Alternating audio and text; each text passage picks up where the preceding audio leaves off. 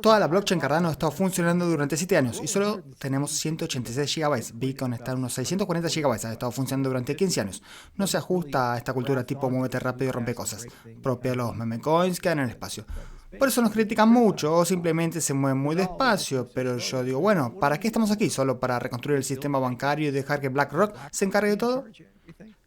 Mucha gente simplemente usa Cardano como espacio confiable porque dicen, hey, ha estado funcionando durante 7 años, 24 horas al día, 7 días a la semana, no se van a caer, es barato de usar, se está volviendo cada vez más fácil de usar y además tiene gobernanza en cadena, así que nada va a pasar.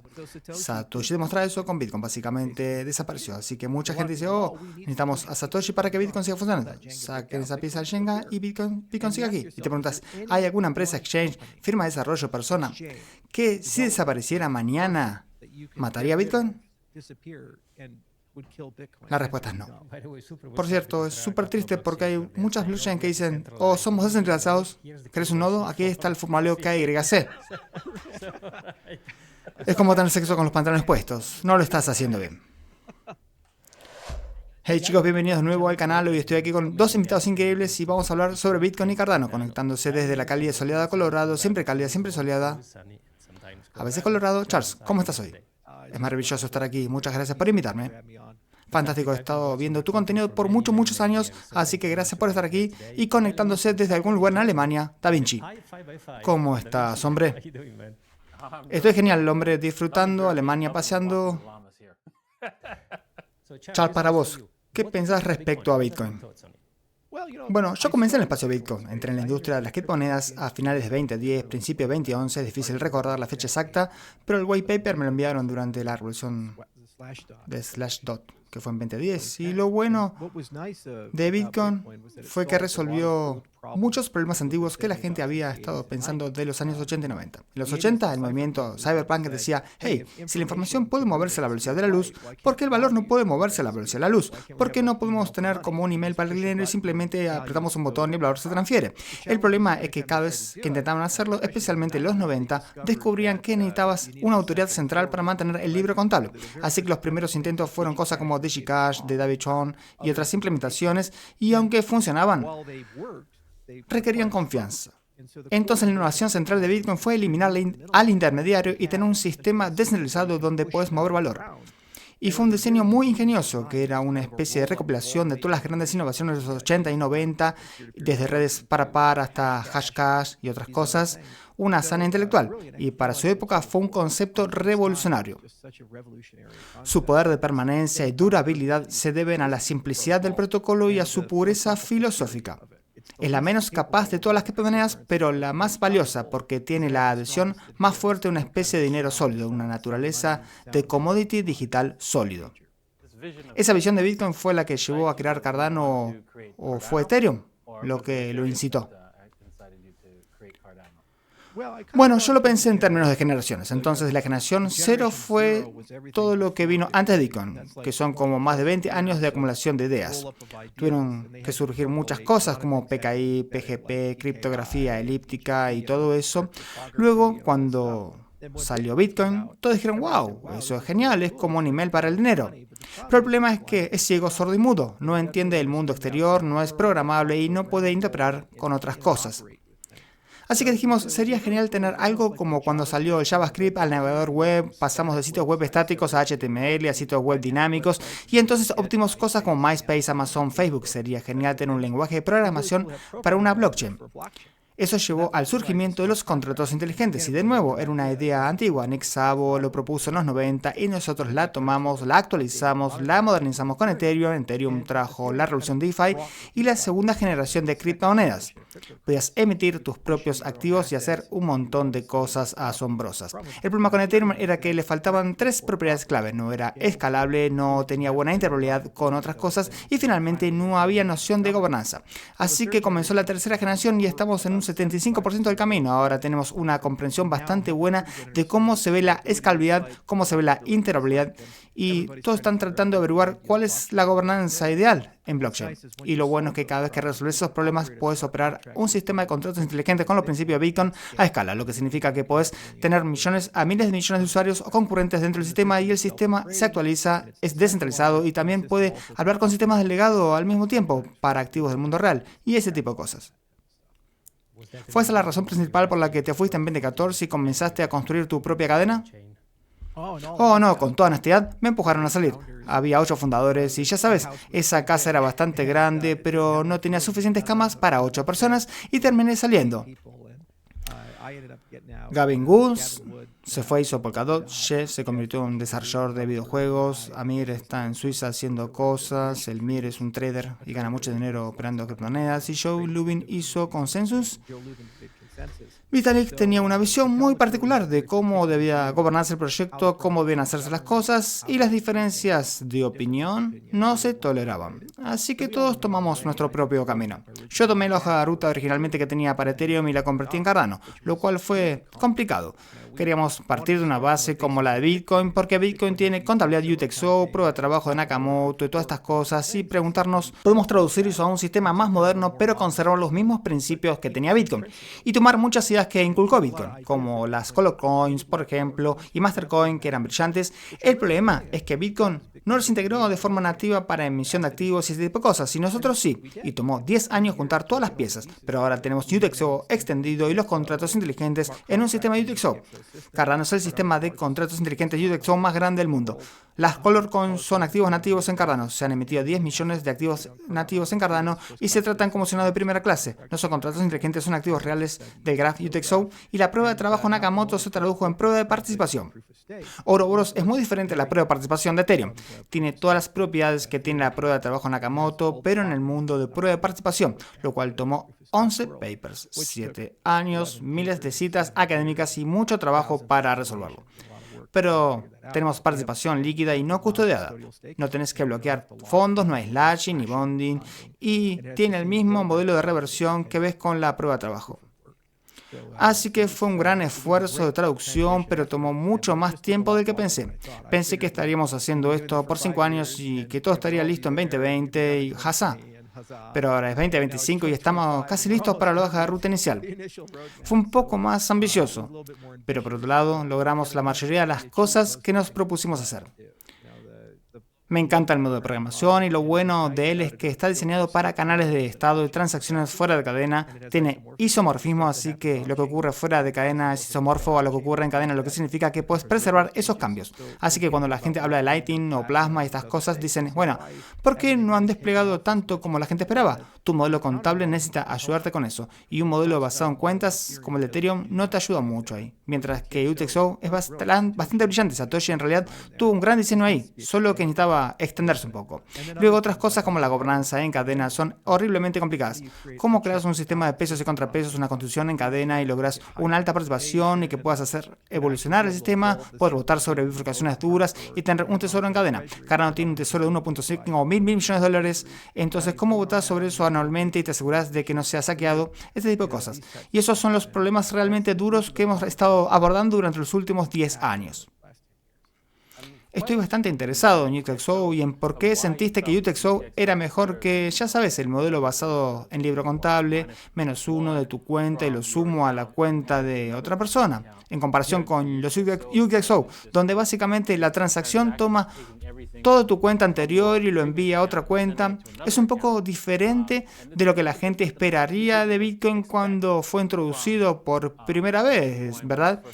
La gente pensaba que era como contabilidad del libro mayor, que simplemente restas uno aquí y sumas uno allá. Pero no es así. ¿Por qué crees que eso era mejor que el modelo contable de Ethereum, que todo el mundo entiende? Hay una razón para la que Satoshi comenzó con UTXO, porque en realidad examinó ambos sistemas. Hay evidencia en el diseño temprano de Bitcoin de que estaba explorando tanto cuentas como UTXO. UTXO también es contabilidad de caja registradora. Cuando vas a una caja registradora y te dicen, hey, ¿tenés efectivo? Decís sí, eso serían $26, entonces tenés que ir contando billetes hasta llegar a esa cantidad y lo entregás, y si hay vuelto, tenés una cantidad atómica de regreso. Pero las entradas tienen que cuadrar con las salidas para que tu caja registradora esté equilibrada. Así que estamos estamos familiarizados con eso, si sos mayor, porque todos los que somos mayores usamos el efectivo en el pasado, ahora todo el mundo usa tarjeta de crédito, así que ya no les importa tanto. Pero la ventaja de la contabilidad de caja registradora es que puedes aplicar todas las técnicas que aplicamos con la computación paralela y la construcción de programas que básicamente aprovechan el cómputo multinúcleo, porque la cuestión es que estos son como hilos sin estado. Es casi como estructuras de datos funcionales, así que tenés determinismo local. En tu computadora puedes más o menos predecir cuáles serán los costos de recursos, no tenés esa variable global, este sistema de cuentas global que no es determinista. Así que tu visión es diferente de la visión de la red, así que no puedes predecir el costo del gas. Y también al tener el determinismo local significa que puedes ejecutar cosas fuera de la cadena. Y cuando se reconcilian en la cadena, el procedimiento por lotes y todo lo demás simplemente funciona. Y eso es súper útil para cosas como los canales de estado, porque la realidad es que no importa si es cuentas o UTXO, cuando escalas a un sistema muy grande, con millones o miles de millones de usuarios, vas a tener miles de millones de decenas de miles de millones de transacciones por día ocurriendo en muchos formatos y contextos diferentes. Y la realidad es que vas a querer ejecutar la mayoría de eso fuera de cadena. Y lo que querés hacer es usar la cadena como sistema de prueba y sistema de auditoría. Y decir, ok, todo esto está ocurriendo, voy a verificarlo y asegurarme de que esté correcto. Pero no vas a tener todos estos datos en cadena. Un sistema estilo UTXO, por su propia naturaleza, hace que eso sea muy fácil, mientras que un sistema basado en cuentas tiene que reconciliar de alguna manera tus vistas locales con tus vistas globales. Eso es difícil de hacer en la práctica. Y como que lo sabíamos porque observamos toda la promoción paralela que la gente estaba haciendo en la máquina virtual de Java y en Common Language Runtime, en Net y otras cosas, vimos lo difícil que era en la práctica hacer concurrencia en esos modelos imperativos, donde tenés un concepto de máquina virtual y estado global, y tenés todos estos trucos raros que usás como redes de Petri o lo que Go hace con CSP y estas cosas, y en la práctica es programación muy difícil. Así que pensamos, ¿por qué no lo simplificamos y tomamos un enfoque puramente funcional? Satoshi ya validó eso, hubo años de historia ejecutando un sistema a escala con eso, y la comunidad de Lightning ya había hablado mucho sobre cómo UTXO y Lightning funcionan muy bien juntos. Así que dijimos, bueno, el problema es que no hay suficiente programabilidad en el graph de UTXO, así que necesitas extenderlo. Hicimos un modelado formal y dijimos, ok, así es como lo extendes, pero preservando tú las propiedades que tiene UTXO. Y eso fue muy difícil, tomó unos 2 años de escribir un modelo elegante, escribir un artículo sobre eso, escribir todas las pruebas formales y demostrarlo. Para que esté el asunto, no se excluye la capacidad de inyectar un modelo de cuentas encima. El problema con Ethereum es que intenta ir en la dirección equivocada. Tienen cuentas y están intentando crear UTXO con proyectos como Aztec y otras cosas, especialmente en el mundo de conocimiento cero para rollups y esas cosas. Es súper fácil hacer rollups con UTXO. Simplemente agregas las salidas y esa construcción de prueba con determinismo local. Pero con cuentas es súper difícil hacer rollups. Entonces querés empezar con UTXO y luego podés poner un sistema de cuentas abstraído encima. Y eso es mucho más fácil. Es más fácil ir en esa dirección de UTXO a cuentas, que al revés. Incluso escribimos un artículo llamado Chimeric Ledgers que muestra cómo hacer eso, donde puedes combinar cuentas y UTXO en un solo libro contable si lo deseas, y actualizaciones futuras pueden hacerlo o pueden hacerlo como una red de capa 2 y no cuesta nada. La otra cosa que pueden hacer balanceo de carga entre diferentes máquinas virtuales, puedes tener IBM en un hilo, RISC-V en otro, WebAssembly en otro, y simplemente se ejecutan e interoperan entre sí. Pero es un dominio local para eso, en lugar de hacerlo una proporción global para todos. ¿Cuál es tu visión a largo plazo para Cardano y dónde lo ves de 10 a 15 años? Tienes que acertar con tus primeros principios. Eso es lo que hizo Bitcoin. La gente siempre dice, mira que genial Solana o Ethereum. Si no querés ser una moda pasajera que sube muy alto y luego muere en 2 años o 3, tenés que decir, tiene que haber algún núcleo filosófico que sea duradero, que le dé a la gente una razón para quedarse y ser parte de ese sistema. Así que copiamos muchos de los principios básicos que tenía Bitcoin, como por ejemplo la política monetaria deflacionaria, ADA es deflacionaria como Bitcoin, la oferta se conserva, el modelo UTXO, cómo funciona la prueba de participación, haciendo que se parezca a la prueba de trabajo de Nakamoto, ese tipo de cosas, pero luego innovamos y refinamos y dijimos, lo que me molestaba es que como tenedor de Bitcoin, y todavía tengo mucho Bitcoin, estuve desde los primeros días y no vendí todo, no tengo voz en el desarrollo de la red, ni en su gobernanza. Y como tenedor de Ethereum, tampoco tenés voz en el desarrollo de la red, ni en su gobernanza. Ni con Solana. Entonces la gobernanza en cadena era importante para mí. Es decir, si tenés ADA, tendrás algo de voz, grande o pequeña, en cómo funciona el libro contable, hacia dónde va, su hoja ruta, su presupuesto, sus actualizaciones. Luego la idea es que tenés un sistema de gobernanza de abajo hacia arriba, para que las ideas buenas puedan surgir rápidamente y eventualmente abrirse camino hacia una hoja ruta anual. Y luego, año tras año, mejora. No me preocupo demasiado por la escalabilidad debido a la forma que construimos los cimientos, como que nos permite saber exactamente cómo escalar el sistema, y es mucho más difícil escalar preservando la descentralización que simplemente hacer un escalado a ciegas. Me refiero al escalado ciego, como cosas como Narwhal, TAS, Red Belly y esos otros protocolos BFT que son tremendamente eficientes, pueden llegar a hasta medio millón de transacciones por segundo, pero básicamente operan bajo la suposición de que no tenés entornos adversariales y si los tenés tienden a colapsar, pero eso a veces ves que Solana se cae sola y cuando tiene entornos adversariales también pierde masivamente el rendimiento. La otra cosa es que tienden a asumir que los nodos son todos uniformes y que no cambian mucho, el quórum es muy fijo, básicamente son sistemas federados o centralizados en su núcleo. Pero si a la gente solo le importa más rápido, mejor, más barato, bueno, entonces está bien, ese es el enfoque. Es mucho más difícil intentar obtener ese nivel de rendimiento, pero asumiendo una red altamente adversarial, nodos dinámicos que entran y salen todo el tiempo, nodos livianos que se ejecutan en Raspberry Pi o Intel NUC o ese tipo de cosas, y una letanía de otras características de diseño que promueven la descentralización. Lo mismo para el espacio de estado y para el espacio de la blockchain. Cardano ha estado funcionando durante 7 años, solo ocupando 186 GB. Beacon ocupa 640 GB y ha estado funcionando por 15 años. Así que nosotros, incluso siendo un sistema de contratos inteligentes, crecemos a un ritmo bastante bajo. Solana está en 300 terabytes y que es como 600 veces Bitcoin o 468 veces Bitcoin cuando miras el espacio. Y crecen por terabytes cada año, cada mes debería decir. El desafío es, ¿quién ejecuta eso? No puedes, cuesta como $25.000 al mes correr un nodo, así que es mucho más difícil decir, podemos obtener alto rendimiento pero preservar la descentralización, y ese es el enfoque que hemos estado siguiendo.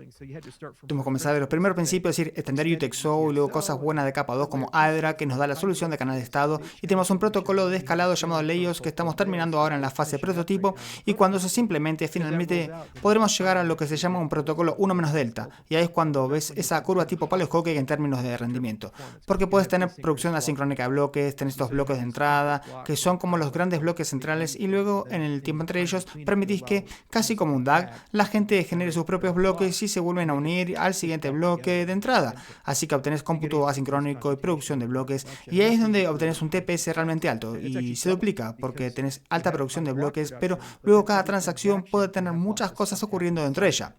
Así que una transacción puede ser como 400 o 500 eventos. Si vas a eutxo.org puedes ver bloque por bloque cuántas cosas se empaquetan dentro de una sola transacción. Una transacción puede tener NFTs siendo emitidos, una transacción de un DEX adentro y algunas transacciones de valor y todo tipo de cosas. Es una locura cuando lo ves.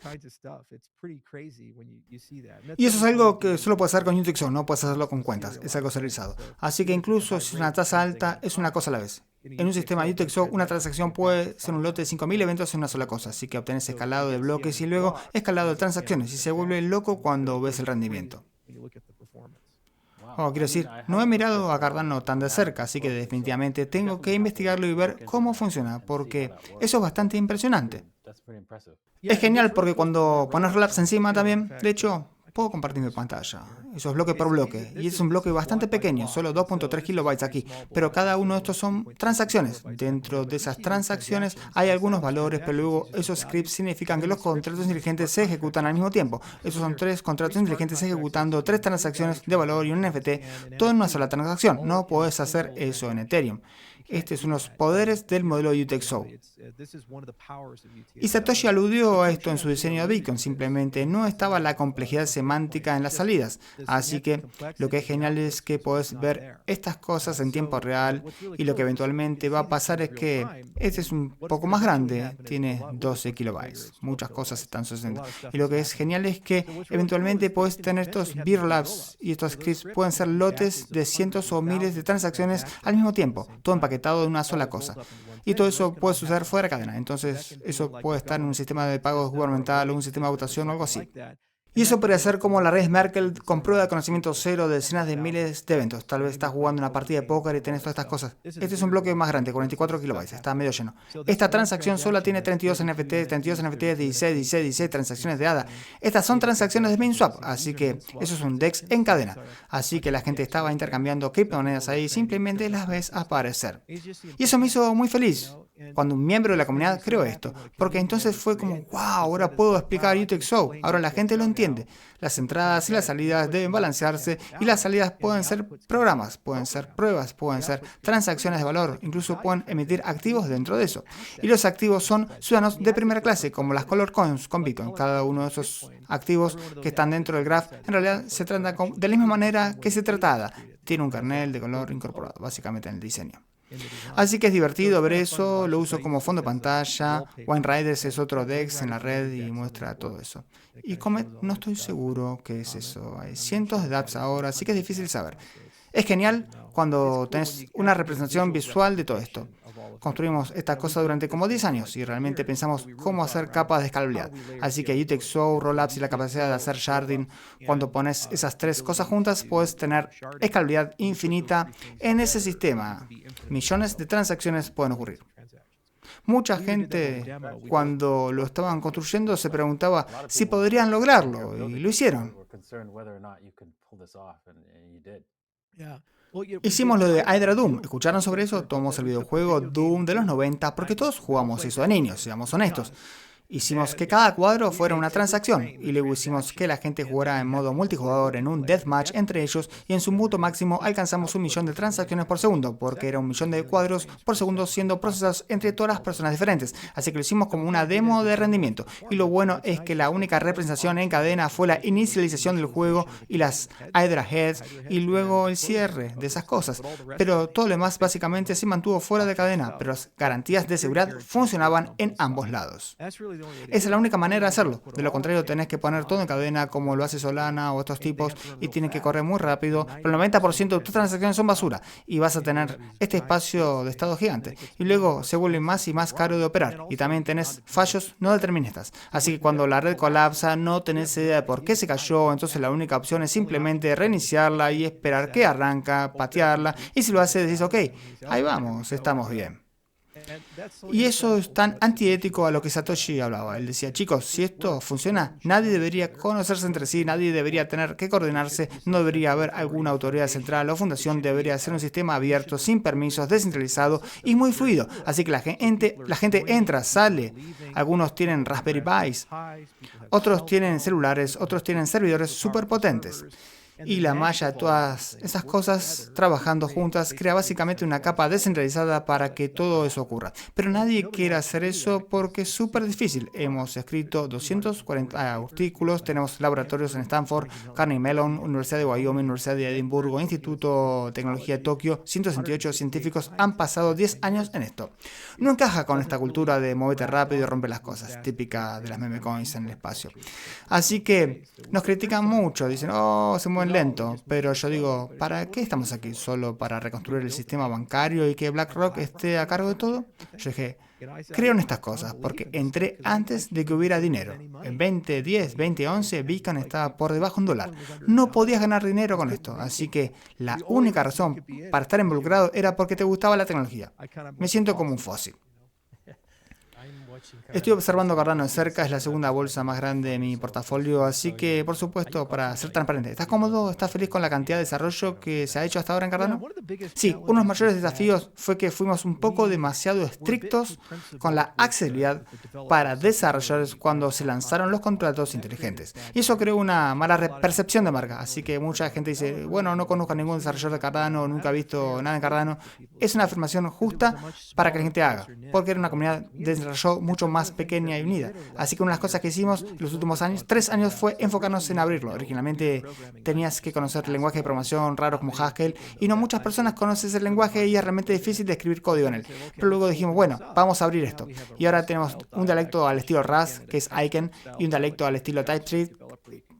Así que sos un desarrollador JavaScript, lo puedes hacer eso. Así que muchas de estas cosas están llegando y hemos visto un crecimiento progresivo en el TVL DeFi ha subido un 94%. De trimestre a trimestre la capitalización del mercado ha subido un 127% de trimestre tras trimestre de acuerdo a Messari. Y también tenés muchas más dApps siendo desplegadas y otras cosas también. Simplemente es más fácil con las librerías porque ahora funciona el navegador y hay conectores dApps con la billetera y esas cosas.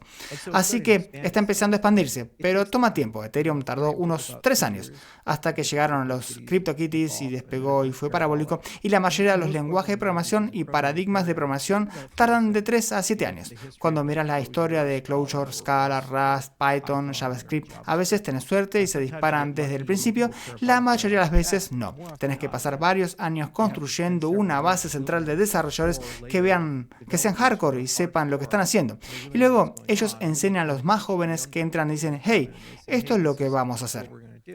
El otro problema es que no hubo un fuerte respaldo de capital de riesgo detrás de Cardano. Lanzamos de una manera muy descentralizada y no hubo inversores de VC en Cardano, así que como resultado no hubo una palanca como A16Z para crear entusiasmo para la gente. Entonces no teníamos una función centralizada para patrocinar un stand en Consensus o en Token 2049 u otros eventos. Así que si tu experiencia es ir a esos eventos y leer los medios especializados, Cardano realmente no recibió mucha representación ahí. Era como esta cosa que los nerds amaban y por la que estaban curiosos, pero no había ningún gran lanzamiento o asociación asesina o estas cosas. Así que es fácil pensar que no estaba pasando nada. La buena noticia es que ahora que tenemos un gobierno en cadena y 1.5 mil millones en la tesorería, el gobierno en cadena probablemente va a empezar a actuar como esa función de coordinación para empezar a hacer publicidad, crecimiento, incubación, aceleración y levantar las dApps. Es una gran oportunidad porque el precio de los activos nativos de Cardano, si vas a lugares como TapTools o cualquier otro lugar y lo miras en relación con la capitalización de mercado, el volumen a liquidez de Cardano está desalineado. Así que hay algunos activos buenos para que la gente mire, realmente buenos proyectos. Creo que los desarrolladores son realmente importantes, pero ahora en realidad se podría decir que los desarrolladores de IA son más importantes. ¿Por qué? Porque ahora puedes tener un agente de IA programando, un agente de IA para Cardano y hacer que la gente lo use para producir proyectos en Cardano. En lugar de, ya sabes, contratar desarrolladores. Así que ustedes podrían moverse en esa dirección. Fue mi pensamiento porque ya hablé con otro desarrollador de IA para Cardano y sí pensé, wow, esta es una idea genial para explorar, porque ahora puedes simplemente conseguir un desarrollador de IA para producir tus dApps. Sí. Por doloroso que sea admitirlo, creo que estás en lo cierto. Ya ves, tenés a Mark Zuckerberg cuando fue entrevistado por Joe Rogan, dijo, con Llama 4 vamos a tener una capacidad de desarrollador moderadamente calificado, como un desarrollador de nivel medio. Luego tenés a Google admitiendo que el 25% de todo el código que están escribiendo ahora lo está escribiendo Gemini con los desarrolladores ahí. Y cuando mirás el progreso parabólico con Cursor y estos otros programas, tenés absolutamente razón al señalar que estamos empezando a llegar a un punto de inflexión donde mucho del código ahora lo escriben las máquinas. Está siendo revisado por personas en lugar de ser escrito por personas y revisado por máquinas, lo cual es algo asombroso. Así que tenés una de esas mejoras 10x en productividad. Y eso es difícil para nosotros porque tenemos que predecir como diseñadores de lenguajes qué características y herramientas incluir en tu lenguaje de programación, porque no solo escribimos cosas para Cardano, también escribimos los lenguajes de programación que se ejecutan en Cardano. Y cuando pensamos en lenguaje de programación, tendemos a pensar en la accesibilidad para los desarrolladores, pero si tu desarrollador es una máquina, tiene una noción diferente de accesibilidad que un ser humano. Ya sabes, los humanos tienen que poder leerlo, interpretarlo y ese tipo de cosas. Pero a la máquina no le importa eso, le importan otras cosas. Incluso hay lenguajes de programación dedicados como LMQL, por ejemplo, para hablar con LLMs e instruirles qué querés y cómo lo querés, ese tipo de cosas. Así que también estamos pensando en eso. Pero es algo que no hemos pasado por alto y tenés toda la razón en ese punto. Ya no importa quiénes son tus desarrolladores, porque una persona normal con habilidades técnicas muy limitadas podría terminar ejecutando una aplicación muy sofisticada. Entonces lo que termina ocurriendo es que tus desarrolladores se convierten en auditores. En lugar de contratar desarrolladores, escribís tus cosas y luego los llevas a la firma de auditoría y ellos revisan el código y se aseguran de que esté bien. Y una vez que lo hacen, entonces lo desplegas. Pero podrías tener equipos muy pequeños de 3 a 5 personas haciendo algo que antes necesitaba un equipo de 50 personas. Es una época asombrosa en la que estamos viviendo. Oh, sí, Grok 3 salió justo ayer, lo he estado probando, es muy bueno. Elon Musk en un año cerró la brecha con OpenAI, Cloud y todos esos otros. Nunca he visto a nadie hacer algo así, es realmente notable. ¿Quién cree que está compitiendo con Cardano? O sea, ¿quiénes son tus competidores en este momento? Bueno, al lado de la gobernanza, realmente respeto lo que hicieron Tezos y Polkadot porque intentaron hacer experimentos de gobernanza a escala de red global. Todo el mundo juzga a las personas por sus fracasos, pero la ambición de intentar hacer eso, de dar a la gente la capacidad de hacer bifurcaciones duras, sin interrupciones y tener un tesoro en cadena, lo mismo con Dash o cualquiera de estos otros. Todos lo han intentado a lo largo de los años en términos de escalabilidad. Bueno, están los sospechosos habituales y es un gran desafío. Puedes ser tan rápido como Sui o Aptos o Solana, pero seguir siendo descentralizado porque ya se ha demostrado cómo ejecutar estos sistemas con un protocolo BFT a escala. Si quieres alcanzar 10.000 transacciones por segundo, solo tenés que implementar Julian o algo así y funcionará bien. Pero ¿cómo hago esto con un quórum dinámico y con determinismo y con la capacidad de que la red no colapse ni esas cosas? Así que algunos desafíos geniales en escalabilidad. En términos de interoperabilidad, lo grande es que estamos entrando en una cuarta generación de criptomonedas y la regulación finalmente se está abriendo para que podamos llegar ahí. Lo que está ocurriendo es que a la gente le importa cada vez menos la escalabilidad, de la interoperabilidad y la gobernanza. Ahora les importa la privacidad, o sea, contratos inteligentes privados. Les importa la identidad, porque la identidad es necesaria para cosas como KYC y ML. Estos instrumentos financieros regulados, activos del mundo real. Hay 20 billones de ellos que querés traer al espacio cripto. Y con las monedas estables volviéndose omnipresentes, si el Congreso de Estados Unidos aprueba una ley sobre monedas estables, tendrás a Microsoft teniéndolas, a Apple, Google también teniéndolas. Bueno, ¿cómo puenteas esos dos sistemas? Entonces, los contratos inteligentes privados están emergiendo. Y tenés a gente como Leo, tenés Espresso, tenés Secret Network, Starkware, CK Sync y esos tipos, CK EVM. Así que hay muchas cosas geniales e interesantes ocurriendo ahí. Cardano también se está volviendo un sistema ABS, así que es una capacidad única que tenemos con Ouroboros que otros sistemas no pueden hacer, servicios activamente validados. Así que eso son cosas como la capa Iagon y Karak optimista. Así que ya sabes, depende del lente con que lo mires. Y lo genial es que Cardano ya está como equilibrando todas estas cosas. Tenés que ir suavizando todo, es como un colchón suave. Hacemos un poco de todo y hay ciertas personas que si se especializan lo hacen un poco mejor. Pero Cardano es un buen punto de partida porque tenemos todas estas capacidades. Podemos hacer algo como para Change de Cardano, algo tipo ABS, como ahora tenemos un camino hacia alta calidad, tenemos gobernanza en cadena, tenemos principios como Bitcoin. De hecho, el área de mayor crecimiento, creo, para TVL y valor va a ser DeFi de Bitcoin.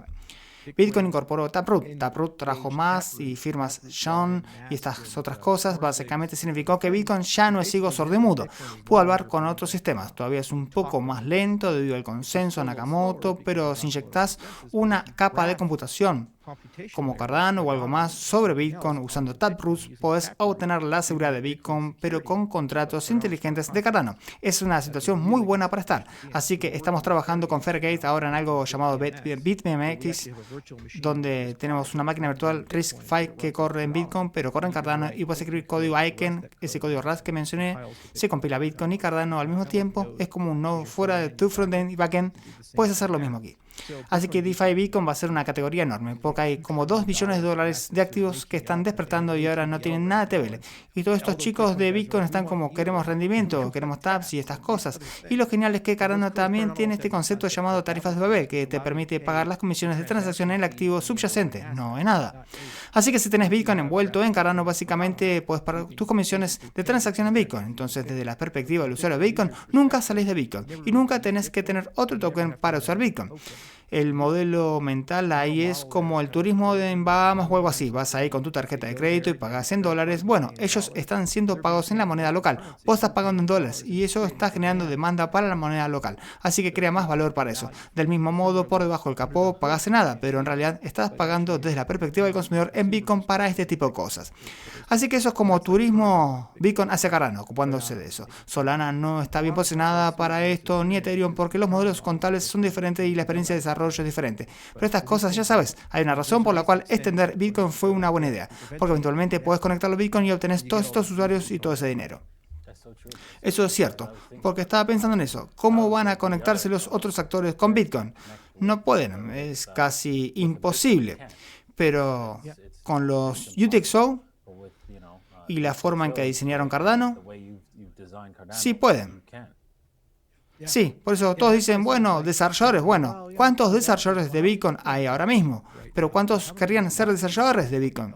Y todos están frustrados. Yo comencé como desarrollador de Beacon y el problema era que no podíamos hacer mucho. Era horrible. El script de Beacon es un lenguaje estilo Ford, tipo ensamblador de pila, y los opcodes son complejos y tenés que pensar cada pequeña cosa y es súper caro hacer cualquier cosa. Y luego, una vez que llegó Taproot, tenía más capacidad y emitieron los ordinals y esas cosas y finalmente empezaron a tener un ecosistema. Pero todos estos tipos están como, solo quiero un lenguaje de programación de alto nivel como Rust o algo así, y solo quiero escribir ese código, solo quiero que funcione y se compile a script de Beacon y que me diga cuál va a ser el costo y estas cosas. Y usaré Beacon como capa de autoría y luego usaré otra cosa para hacer todas las cosas computacionales, ya sea una red de capa 2 como Stacks o una criptomoneda completa como Cardano. Y yo diría que una criptomoneda completa es mejor, porque no tenés que averiguar cómo construir tu quórum. Es muy difícil lograr que los mineros de Beacon se suban a estas cosas, así que terminas haciendo multisig o algo así. Y eso es un modelo muy seguro. Mientras que si vas a una red a gran escala con miles de validadores, entonces tenés un modelo seguro en ambos lados y aún así podés tener asentamiento eventual en Beacon. Así que caes en el modelo de seguridad de Beacon. Así que es elegante cuando estas cosas se unen. Vamos a estar en Bitcoin 2025 en mayo y vamos a mostrar una demo del modo DeFi. Tenemos una billetera llamada Lace, estamos agregando soporte para Bitcoin en ella, ya tiene ADA, está en el navegador. Y cuando tengas tu Bitcoin simplemente puedes hacer clic en un botón, activar el modo DeFi y de repente puedes usar tu Bitcoin en dApps de Cardano y puedes obtener rendimiento y usarlo para cosas ABS y todas otras cosas como prestarlo o lo que sea, obtienes dinero por participar en DeFi. Luego cuando desactivas el modo DeFi, vuelve a la red de Beacon, así que creo que ese es el modelo. Es una capa 2 para Beacon y todo el mundo lo hace mal, creo. Pero no sé, no estoy seguro cómo lo implementaron ustedes, porque la mayoría de los lugares esconden el hecho de que es custodial. Y está bien, solo no lo escondas. ¿Sabes a qué me refiero? Exacto. Tu modelo de confianza es a corto plazo confianza en la red de Cardano, a largo plazo confianza en el SNARK recursivo o la prueba de conocimiento cero que estás validando en Taproot como lote. Y entonces lo que puedes hacer es mejorar el modelo de confianza agregando también entornos de ejecución confiables para que tenga finalización rápida. De lo contrario tendrás que esperar un tiempo para que tu Bitcoin pase a modo DeFi, para que se asiente en Bitcoin, porque toma como una hora la finalización total en Bitcoin, unas 6 confirmaciones, ese es el estándar. Entonces, si usas TES, puedes tener finalización instantánea como una experiencia estilo Green Address para esa ventana de tiempo. Y luego, después de una hora, ya tenés finalización total y no hay probabilidad de reversión. Así que hay todo tipo de trucos que puedes usar si querés una experiencia de usuario increíble. Y si tenés grandes cantidades de dinero, entonces lo bloqueas por un periodo de tiempo. Si es una cantidad pequeña de dinero, no hay suficiente valor en riesgo para justificar esa degradación de la experiencia de usuario. Pero alguien va a descifrarlo y nosotros vamos a trabajar en esto duro porque me encanta la idea de hacer la capa DeFi para Bitcoin y creo que es un mercado sin explorar. Todos están intentando hacer el asesino de Ethereum. Ethereum ya está haciendo buen trabajo mandándose a sí mismo. Promocionaron estas capas 2 parasitarias que están absorbiendo todas las transacciones y el valor. Y el problema es que no van a devolver a los usuarios ni las transacciones. Y cuando se hacen demasiado grandes, se van de Ethereum o bien se anidan en otro sistema o se convierten en una capa 1. Así que Ethereum básicamente está siendo devorado por su propio sistema para capa 2. Y Solana, el modelo es rápido, pero el paradigma de todo en cadena no tiene sentido a largo plazo, no puede sobrevivir. ¿Qué pasa cuando tenés petabytes y exabytes a escala y tu espacio de estado es tan grande que nadie puede ejecutar un nodo? Es como solo la NASA, NSA y Google podrían ejecutarlo. Elegí de cuál de los dos querés que vengan tu información. Tuve a Tiago de Bitcoin OS y hablamos sobre lo que están construyendo, que básicamente es lo que estás discutiendo ahora. Y estoy muy entusiasmado por la oportunidad de tener a Bitcoin como dinero base y luego tener a Cardano en otra cadena aprovechando ese lado. Porque creo que va a haber un escenario en el que, estoy de acuerdo con vos, creo que va a ser extremadamente útil. Todos lo están construyendo los desarrolladores centrales de Bitcoin y es agradable ver eso. Bitcoin OS, BitBMX, BitBM. Todas eran ideas que existían de hace más de 10 años. Recuerdo haberlas leído cuando fueron anunciadas por primera vez y nunca pensé que serían implementadas. Y de hecho están siendo implementadas ahora. Así que felicitaciones a esos tipos por mantenerse firmes. No fue fácil. Imagina pasar 10 años y que todos te griten y luego finalmente lo lográs. Mencionaste descentralización. ¿Cómo clasificás a Cardano del 0 al 10 en cuanto a la descentralización, siendo 0 lo menos descentralizado y 10 lo más descentralizado? ¿En qué nivel pondrías a Cardano en este momento? Entonces queremos algo para resolver ese problema. El gran problema es que no tenemos una buena definición de descentralización. Todos dicen que están descentralizados y luego tenés diferentes nociones. Tenés el coeficiente de Nakamoto, el coeficiente Gini, la entropía de Shannon, HHI, tenés todos estos índices que existen. ¿Y qué diablos significan? ¿Y cómo se agregan entre sí para dar un número? Teníamos el mismo problema con los procesadores de computadora y las GPUs. Intel y AMD se atacaban mutuamente y le decían a todo el mundo, oh, es la cantidad de gigahercios. Así que cuanto más rápido el reloj, mejor. Así que el consumidor se educaba y decía, oh, si tengo 1 GHz es mejor que 800 MHz. Una forma muy simplista de verlo. Y luego cuando pasamos a multicore, todo se fue al demonio. Porque podías tener este procesador de 2 GHz que era más rápido que uno de 3 GHz y el consumidor no lo entendía. Era como, no sé cómo clasificar eso, multiplico los GHz por la cantidad de núcleos. Eso tiene sentido, no sé. Entonces crearon índices como TreeDMark y esas cosas para hacer puntos de referencia de procesadores y GPUs. Y luego tenés un solo número y decís más es mejor. Bueno, lo que intentamos hacer fue crear algo así con la Universidad de Edimburgo llamado EDI, el Índice de Descentralización de Edimburgo. Así que escribimos un paper, pasó por revisión por pares y luego le entregamos el índice a un laboratorio de la Universidad de Edimburgo. Lo que hacen es clasificar criptomonedas y analizar 8 áreas diferentes, desde la tokenómica hasta la capa de consenso del sistema, el desarrollo del código, la gobernanza. Y básicamente todos esos pueden clasificarlos y luego juntarlos en un punto de referencia sintético y es como las clasificaciones de procesadores y esas cosas. Entonces puedes observar de una manera muy matizada dónde los sistemas están centralizados y dónde están descentralizados. Así que los sistemas pueden estar muy descentralizados en términos de distribución de tokens. Podrías tener una situación de todos sean tenedores minoristas y nadie tenga más del 1% del suministro, pero completamente centralizados en términos de consenso, por ejemplo. O al revés, podrías tener un consenso completamente descentralizado, pero hay como 5 personas que tienen los tokens. ¿Dónde importa eso? Bueno, depende de quién pregunte. Si sos un regulador y estás pensando en riesgo sistémico, dirías, bueno, tal vez que 2 personas tengan el 80% del suministro es un mal negocio porque en cualquier momento podrían destruir completamente el precio del token si quisieran, haciendo un rug pull, así que tal vez deberíamos regular eso de cierta manera. Mientras que si sos un científico computacional dirías, bueno, me importa mucho más el modelo de consenso porque si ese no es descentralizado, si un nodo se cae, pierdo seguridad o privacidad o alguna propiedad ahí, porque tu red puede ser hackeada en cierto sentido. Entonces, al tener un índice matizado, puedes observar cada una de esas áreas y luego tomar una decisión. ¿Qué te importa? ¿Qué te preocupa?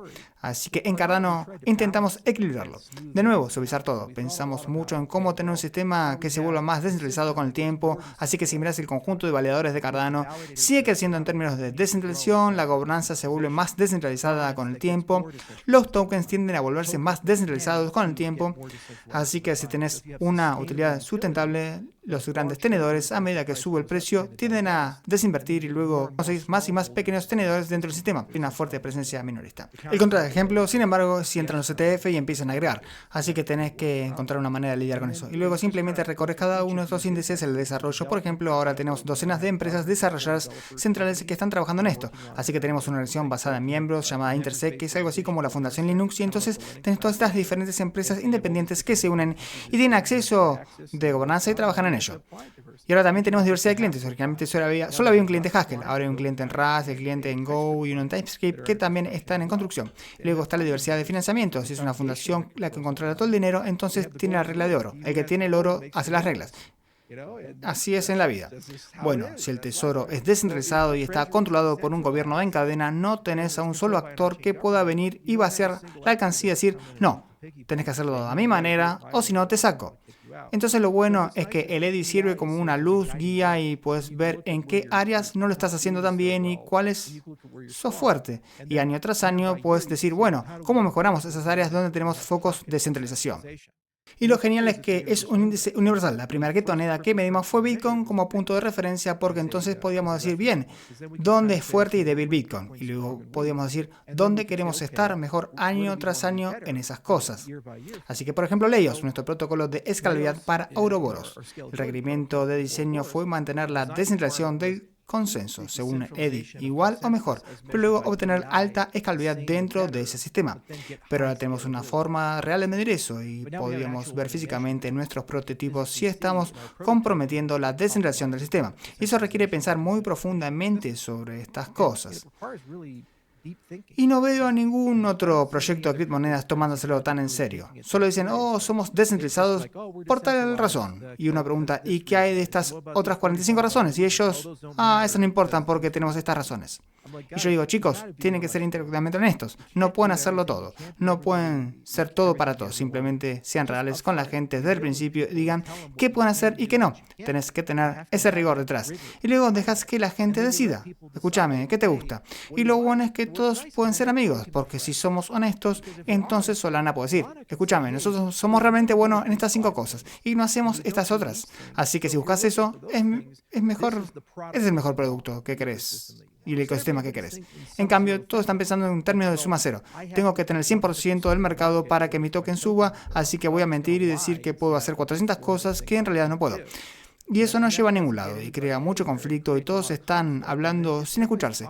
Y entonces no avanzás porque nunca estás de acuerdo en principios fundamentales u otras cosas. Me estás diciendo que te muestra en qué áreas las criptomonedas son fuertes en la descentralización y en cuáles son débiles, porque hay secciones. Por ejemplo, he visto criptomonedas que están descentralizadas, pero luego tienen un gobierno centralizado y es como, ok.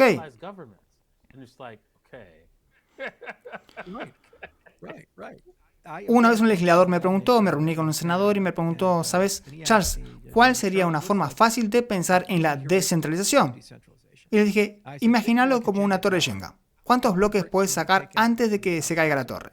Así que no estás descentralizado si sacas un solo bloque y todo se derrumba. Como prueba ácida, simplemente empezás a sacar bloques y tenés que preguntarte cuántos puedes quitar antes de que te sientas cómodo. Y él dijo, sí, lo entiendo, tiene sentido, nadie es esencial. Satoshi lo probó con Bitcoin, básicamente desapareció. Mucha gente decía, oh, necesitamos a Satoshi para que Bitcoin siga funcionando. Pero se sacó ese bloque de Shanghai y Bitcoin sigue aquí. Y te preguntas, ¿hay alguna empresa, exchange, firma de desarrollo, persona que si desaparece mataría Bitcoin? La respuesta es no, así que se siente intrínsecamente descentralizado. Lo mismo pasa con Cardano porque tenemos un gobierno completamente en cadena y tenemos docenas de empresas de desarrollo y todas estas cosas. No hay una sola cosa que puedas hacer, puedes quitarnos de Binance o quitarnos de Coinbase y aún estamos aquí para mañana. Hay un par de blockchains que dicen, oh, estamos descentralizados, ¿querés ser un nodo? Aquí tenés el formulario de qué deberías llenar. Es como tener sexo con los pantalones puestos, no lo estás haciendo bien.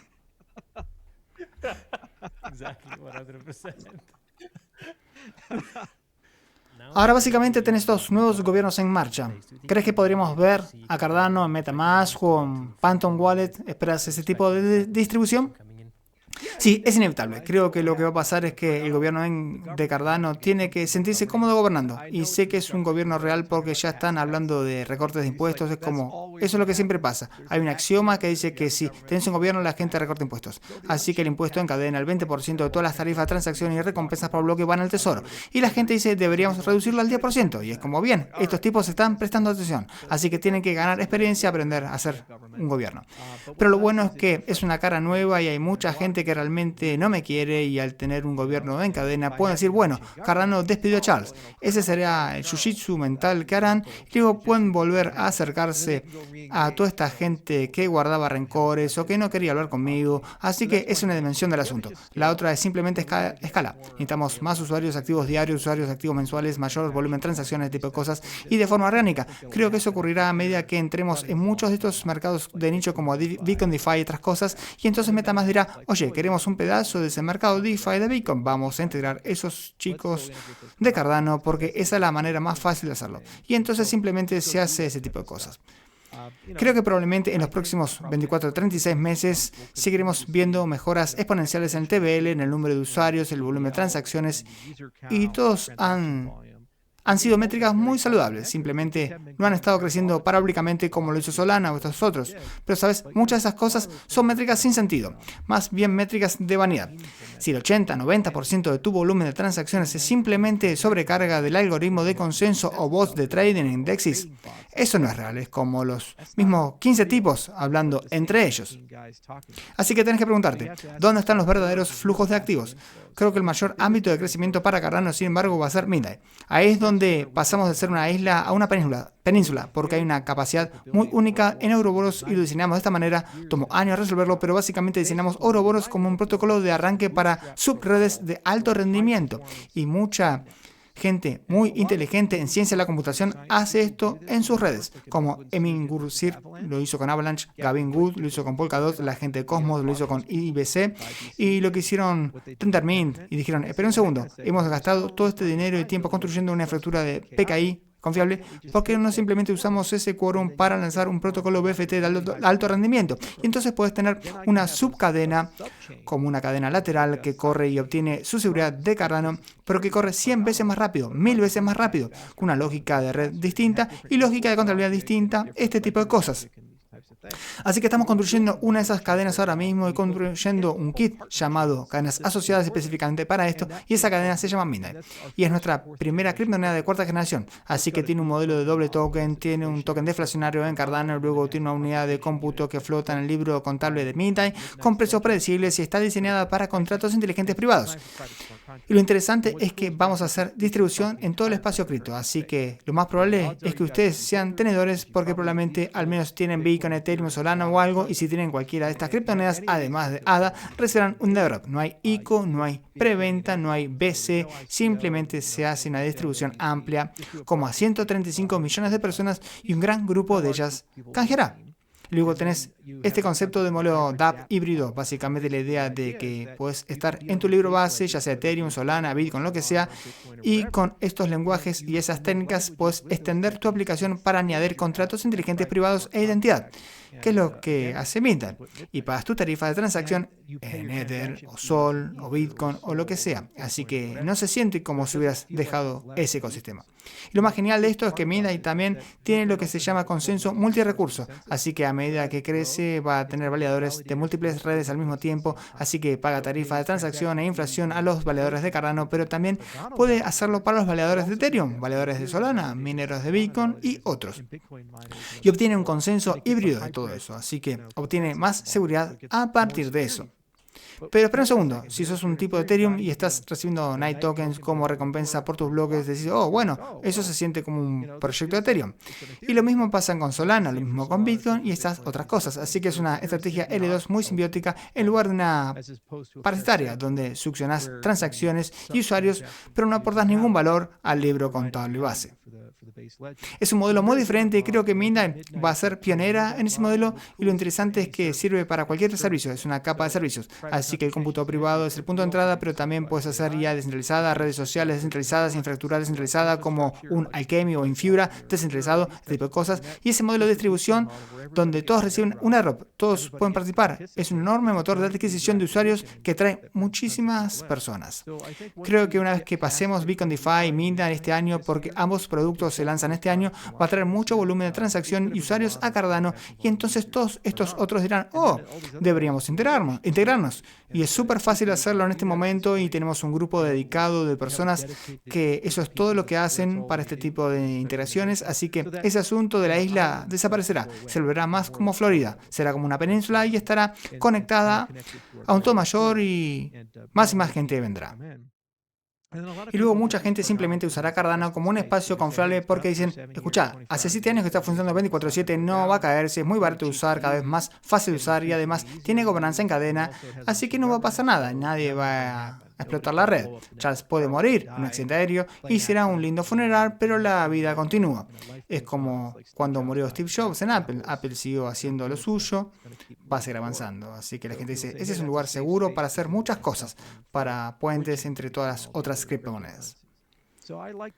Así que me gusta la hoja de ruta, me gusta el diseño y me gusta la cultura que tenemos en el ecosistema. Tenemos simplemente mucha gente genial en general, y es fácil trabajar con ellos, son muy colaborativos y amigables, y todos simplemente aman la tecnología y les gusta construir, y en gran parte evitamos la manía de las meme coins y todas esas cosas, así que no lidiamos con ese drama, como Trump Coin o Libre o esas cosas, y es como, oh Dios, ¿qué está pasando hoy? Y luego hay un tema regulatorio por aquí, y un rug pull por allá, y hay muy pocos hacks y muy pocos escándalos o ese tipo de cosas en el ecosistema de Cardano.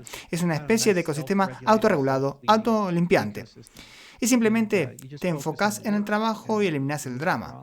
Así que si la gente busca eso, Eso es un hogar para vos. Si estás buscando drama, bueno, hay hogares para eso en otro lado. Buena suerte. Estoy muy entusiasmado con Cardano. Como dije, los he estado siguiendo por mucho tiempo. Está en mi portafolio, así que estoy emocionado. Así que sí, gracias Charles. Ha sido un placer tenerte en el programa. Muchas gracias, realmente lo aprecio. Me abriste los ojos y he aprendido bastante. Y estaré mirando más de cerca a Cardano. Construir algo, especialmente con la programación con IA.